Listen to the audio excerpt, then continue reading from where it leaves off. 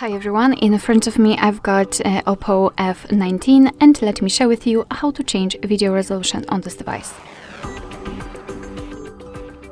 So let's start with opening the camera app, and right now we are in the standard photo mode, so let's switch to the video one. Let's simply tap on the video, and if you can see the red color inside the shutter button, it means that for sure you're on the video mode. Now let's take a look at this option bar, and right in the middle we've got the resolution option. After tapping on it, we can immediately change it. So currently we've got 720p, and after tapping on it again, we've got 1080p, which means that we've got only two different options which we can apply.